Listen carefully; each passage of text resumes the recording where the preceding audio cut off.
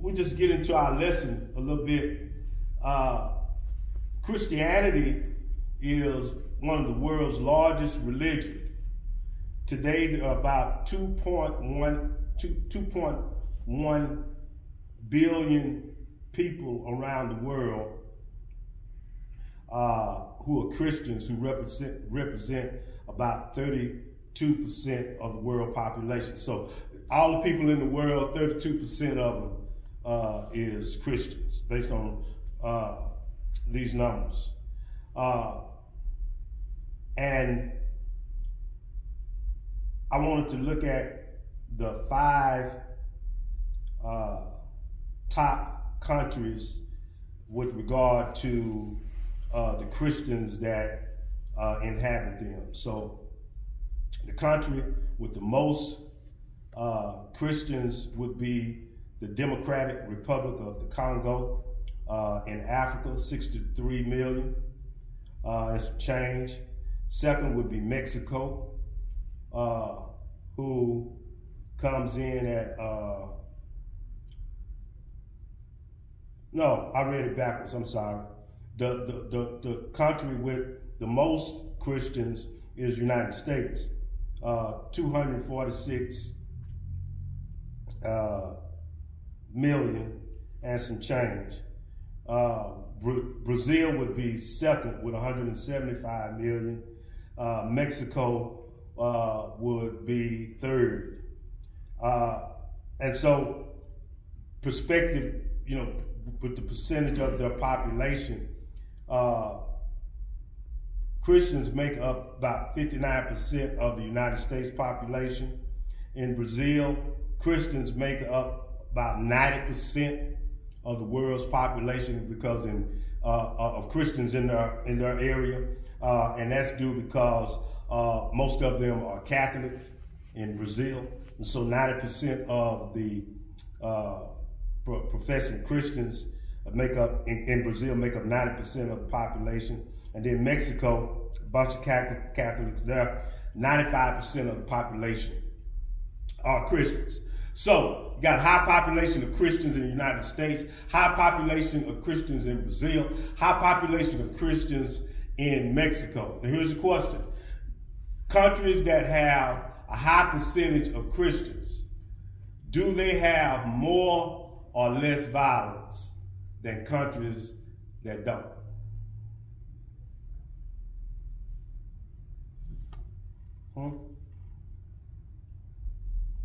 Consider 3 other top Christian nations: the the United States, Brazil, Mexico. They are listed as 3 of the more dangerous nations in the world. High concentration of Christians and high levels of violence. How do you have a bunch of Christians that inhabit the world, or better yet, inhabit a country, and still rank in the top 3 of violent nations around the world? Mexico, with its 95% Christian population, is also a very dangerous nation. Mexico has been engaged in a drug war for many years, and 27,199 people were murdered in Mexico in 2019.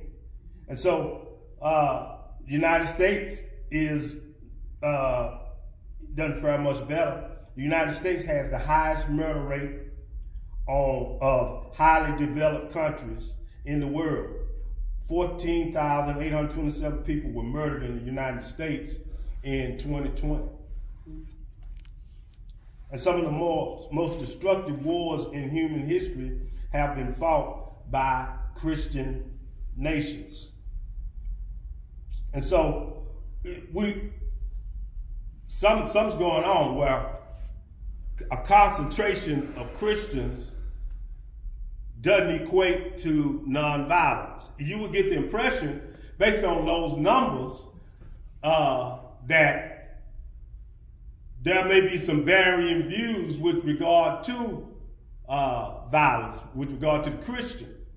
And so I think it's important for us to get into the mind. The source of our faith is in Jesus Christ. So I think to deal with this idea of violence, it's important to get into the mind of Jesus.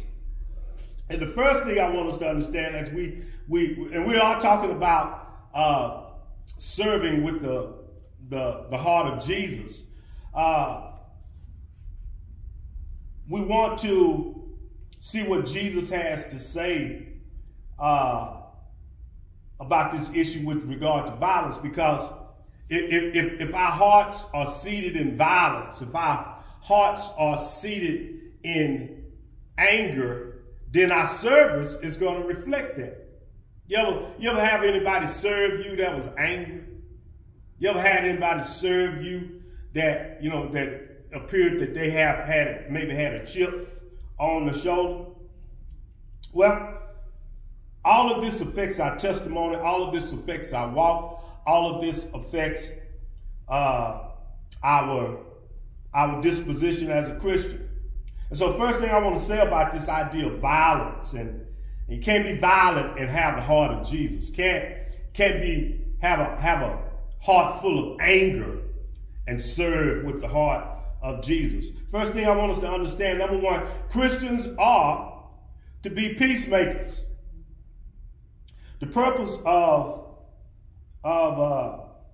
let me put it like this. If you would judge Jesus Christ by some of those who profess to follow him, you might think that Jesus would be an advocate of individuals' expression of disdain and even hatred toward their enemies, and of nations' reliance on battle-hardened military might. But in this actuality, what Jesus stood for, or what he stands for today? In Jesus' Sermon on the Mount, found in Matthew 5, 6, and 7, is one of the most detailed teachings of Jesus Christ recorded in the New Testament.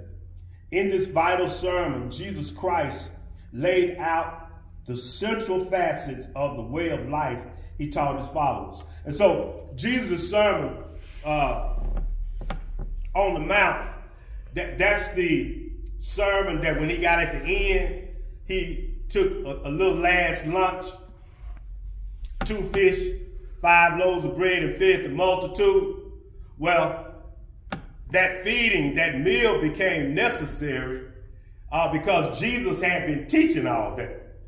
And that teaching all day, that sermon that he taught from, or the lesson that he taught, is referred to as the Sermon on the Mount. The Sermon on the Mountain. He literally taught on the side of a mountain. The mountain was his pulpit. And so in this Sermon on the Mount, Jesus is laying down foundational truths that is going to usher in the Christian faith. We call them the Beatitudes.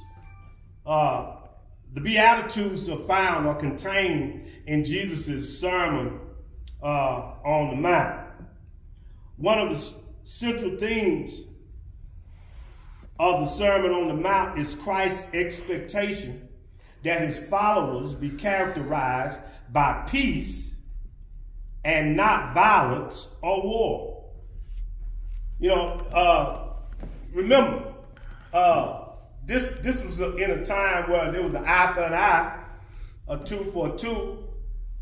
There was severe punishments when you offended your brother, or if your brother offended you.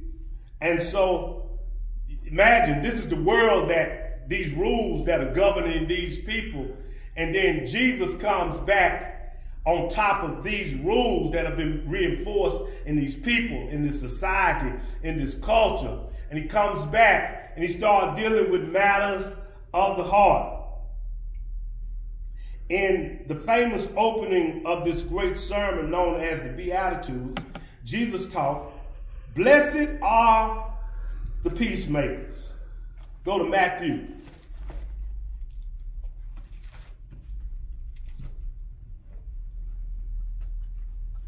chapter 5,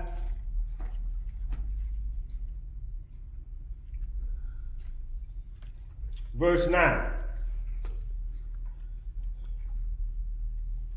We see the list of the Beatitudes beginning in verse 3. Blessed are the poor in spirit, for theirs is the kingdom of heaven. Blessed are they that mourn, for they shall be comforted. Blessed are the meek, for they shall inherit the earth. Blessed are they which do hunger and thirst after righteousness, for they shall be filled. Verse 7, blessed are the merciful, for they shall obtain mercy. Blessed are the pure in heart, for they shall see God. In verse 9, blessed are the peacemakers, for they shall be called the children of God. And so, Jesus, in his Sermon on the Mount, is characterizing his people as those who would follow after peace. Christ's followers should be characterized by living a way that leads to peace, totally the opposite of a life characterized by violence and strife. The Christian standard of being a peacemaker is found throughout the New Testament. The Apostle Paul wrote that Christians are to do whatever possible to live peaceably with all men. That's Romans 12 and 18. Many scriptures support the basic truth that Christians are to pursue peace with all people. A couple of scriptures that reinforce that: Hebrews 12 and 14, 2 Corinthians 13 and 11, Galatians 5 and 22. And so at the fundamental nature, early in his Sermon on the Mount, Jesus lays this idea out that we are to be peacemakers, that we are to literally promote peace amongst our brothers and our sisters. And so this idea of peace is having the interruption of peace is a disturbance. And you know, there are many types of disturbances, and Jesus gets into this because he at the heart of it all, he wants Christians, number one, to be able to get along with one another. Just because you're Christian, do that mean that you can get along? No. So in order for people that you know, let me, even though you Christian, are there people you don't care for? Yeah.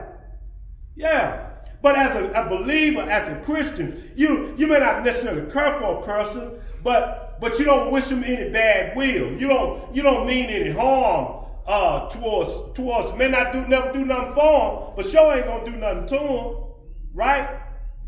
That better be our heart, because that's what a peacemaker is.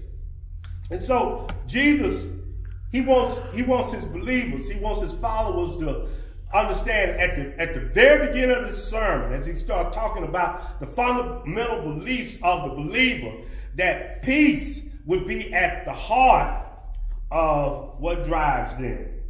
And so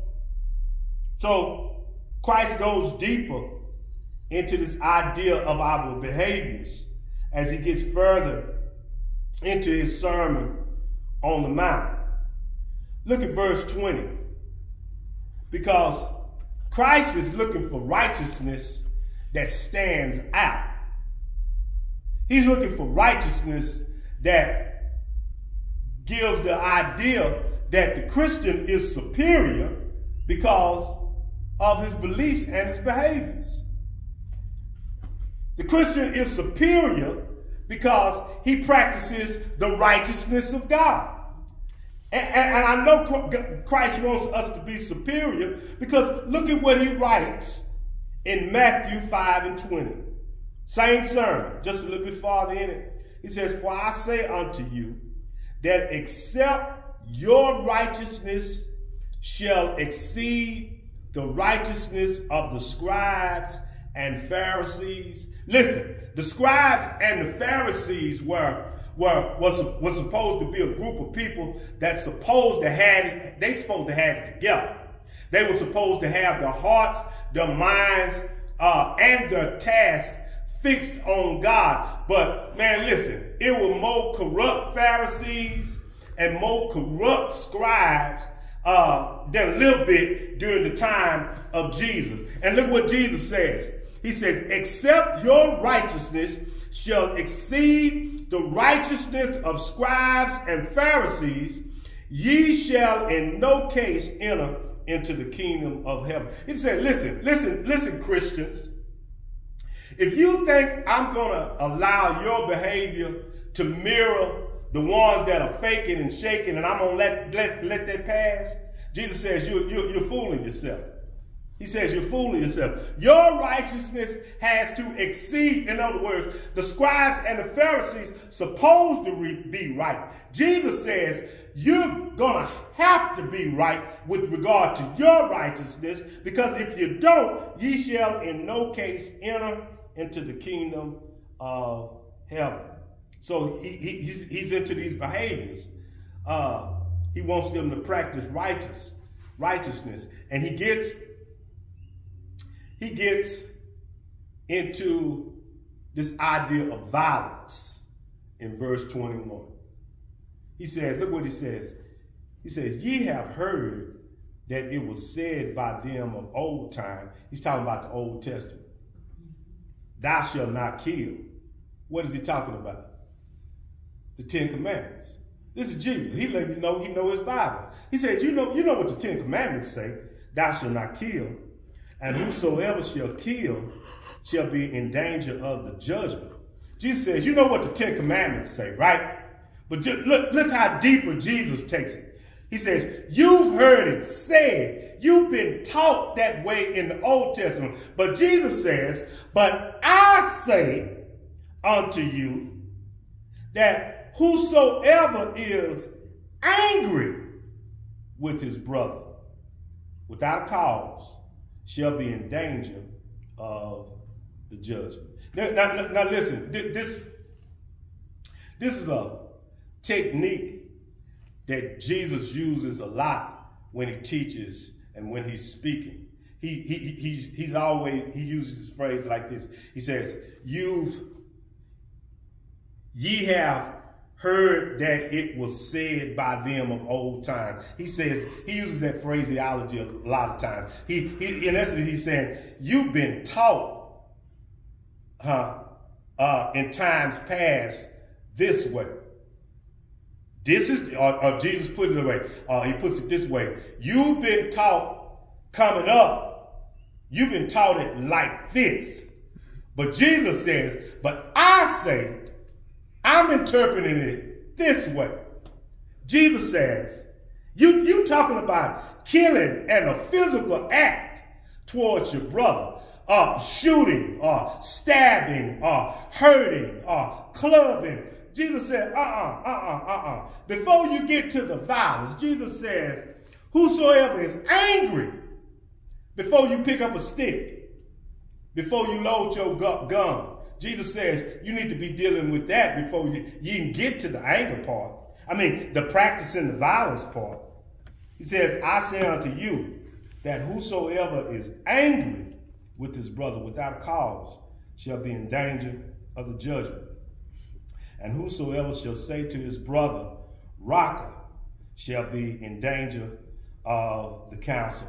Raka means useless. In other words, you looking at your brother and like, you're not even worth it. You're not even, you're useless. You're good for nothing. Jesus says, speaking like that will get you left out. God doesn't want believers. God doesn't want those of us who stand for him behaving that way towards our fellow man. Now, do we get angry? Huh? Yeah. Do we? Yeah, we get angry. And I love this because Jesus kind of letting us know that sometimes anger is legitimate and sometimes it's not. Huh? He says that. He said, anybody who's angry with his brother without a cause. In other words, there may be a cause to be angry, but to be angry without a cause. Can you be angry at your brother without a cause? Well, sure. It's called jealousy. Huh? The first murder in human history was Cain and Abel. Cain and Abel. Huh? What was it behind? Jealousy. Huh? Cain was upset because God received Abel's offering and he frowned on Cain. And he harbored.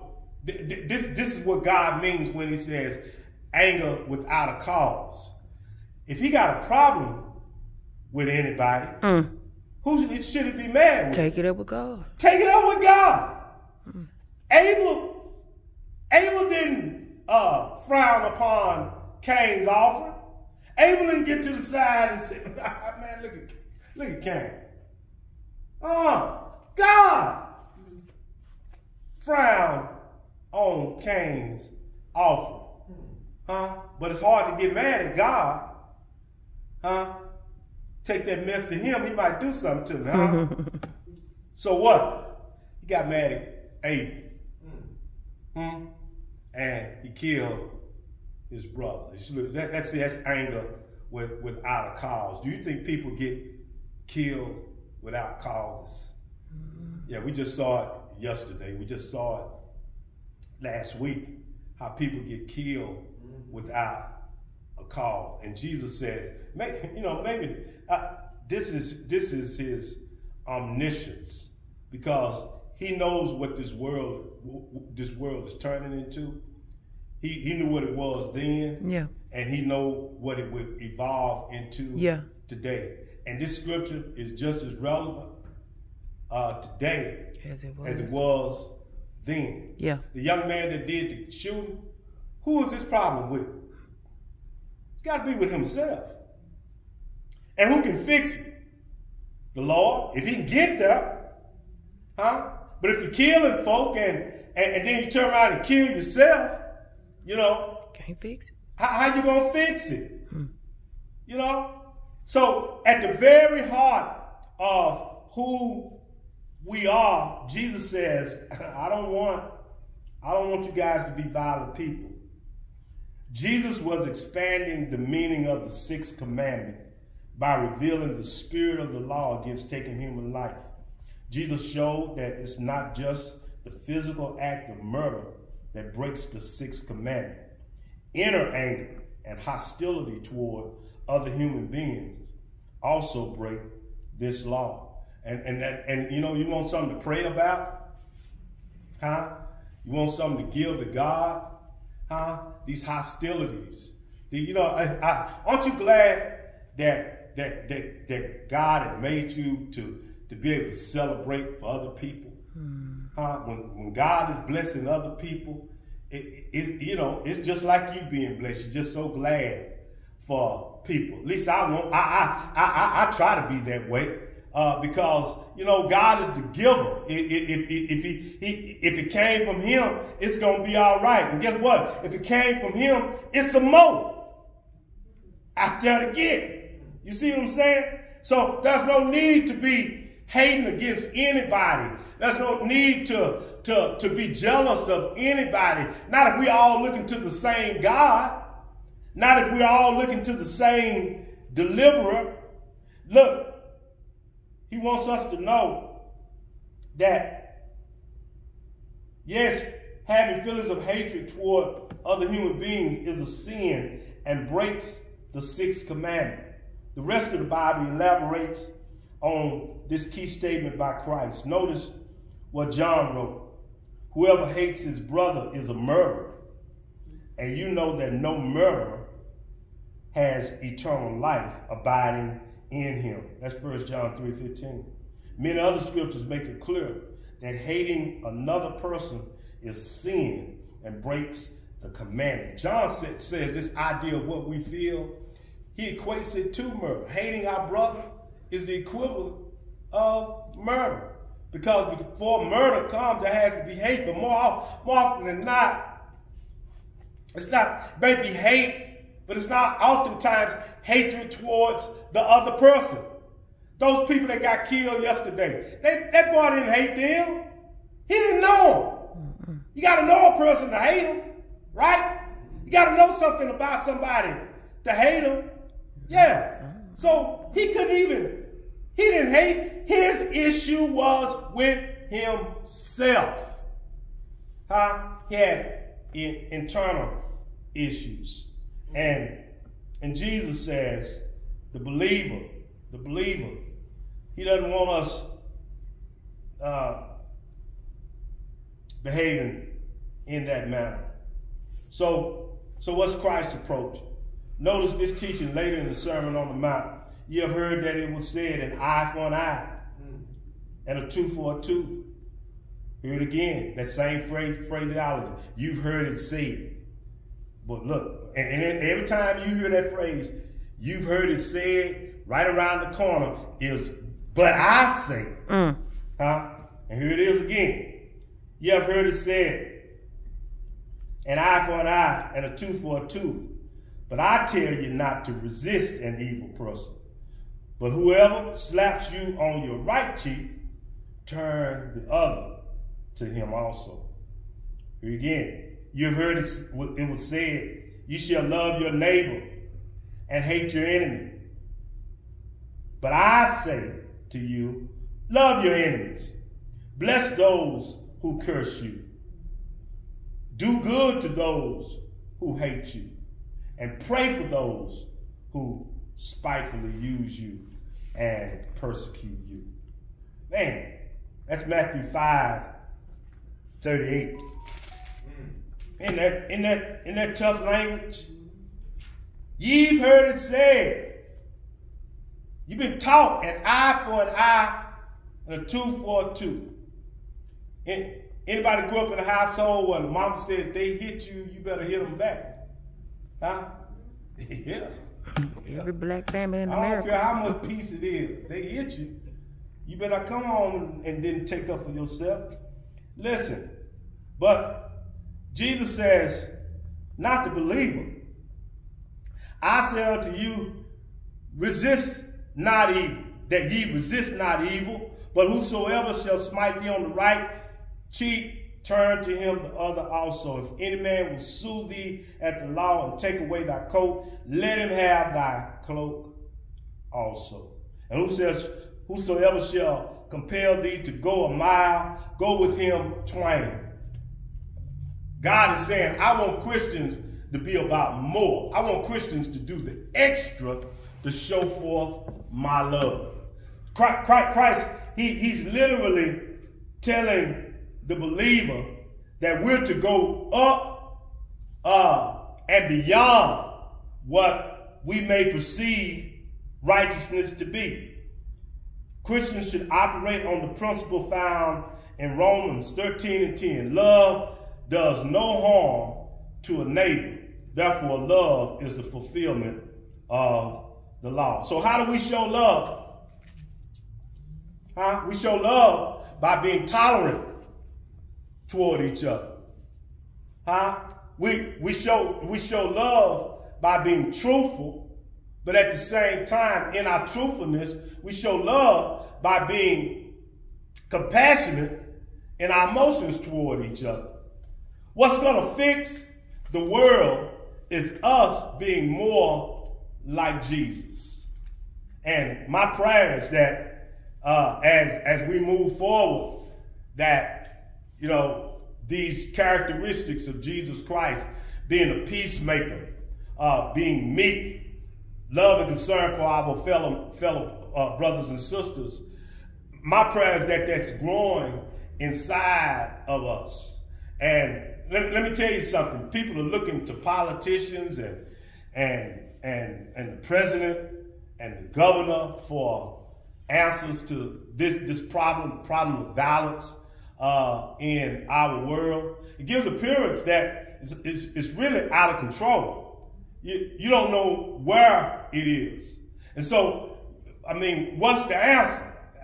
Jesus definitely is the answer. But how do we impart Jesus into a mean and cruel word. How do we do that?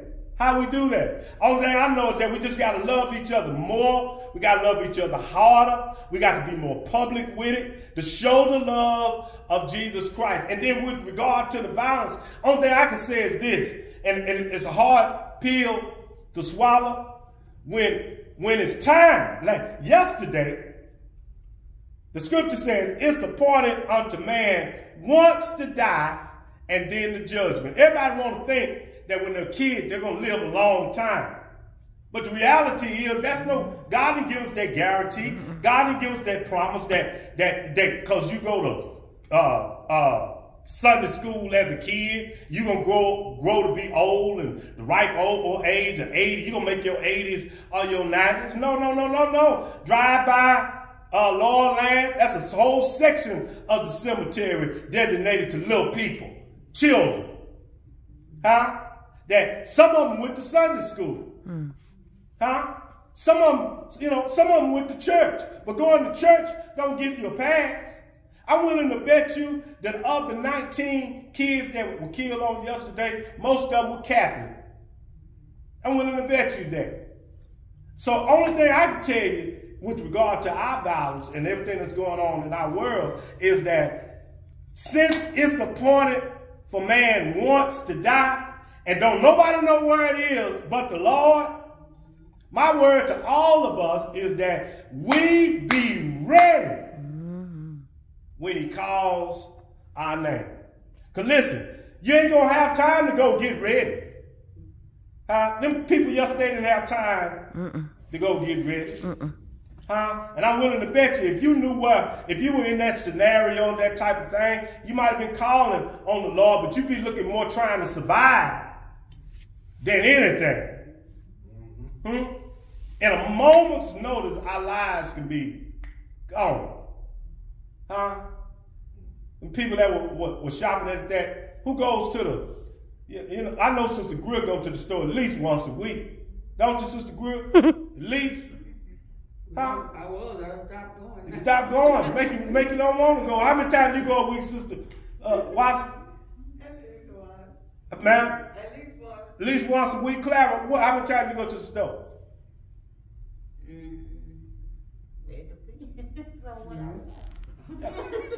Pam, how many times you go to the store? You don't go to the store? Okay. You go by your mama. Yeah. So, but I'm in and out of the store all the time. So, man, and I take it so for granted going in and coming out, because that's what I do. Man, listen, my Kroger by my house, I know where everything is. I don't take me, when I know what I need, it don't take me but a minute to go in and get what I want. I always have the expectation of going in and coming out. But listen, let me go home and check my house and look for my contract that guarantees me that. There is none. There is none. We gotta be ready. The guy that did the killing in Buffalo can easily happen here. Evil is everywhere. And then they have nerve. Evil have nerve to have guns at its disposal. AR rifles, assault rifles, automatic weapons, machine guns. People, regular folk like you and me, don't have a chance. And so the best advice we can give is to be ready. We're living in a violent world full of uncertainty and common sense. To me, more guns, you got a problem with guns, the answer is not more guns. If you got a problem with gun control, seems like you need a few rules, like background checks and stuff like that. Did you know most of the nation wants background checks? 90% of the country wants background checks. That's what the data says. But the politicians won't do it because they answer to lobbyists who give them way more money than we do. And so that's what it's literally, people's lives are being exchanged for money because we won't make hard decisions. Hard decisions. It's, you know, an assault rifle, you going deer hunting with an assault rifle, that ain't even fair to the deer. You know? You gonna mess your meat up. Yeah, you gonna, we just living in a crazy world. But our answer to it all is Jesus and him alone. Jesus says, you've been acting this way, you heard it this way, but I say unto you that you need to be more. You thought this was the standard, what you do, the act of violence? Jesus says, no, it's deeper than that. Before you commit the violence, Jesus says, deal with your anger. He said, I say unto you, before you strike a person, before you load a gun, before you pull out your blade, Jesus says, your anger has already separated you from me. And so it's deeper than physical acts. We got to make sure our hearts and our minds are right. So we have to give that stuff, we have to give it to God. We have to give it to God, and we have to give it, and we have to remain in him. That's one of my prayers for our young people, and not only that they come to God, but that they remain in God. Because as they grow older and go through life, you're going to find out you're going to need him. And then you'll also find out he can be counted upon. Every day. God bless you. May he keep you is our prayer. That's it. We're going to call it a night.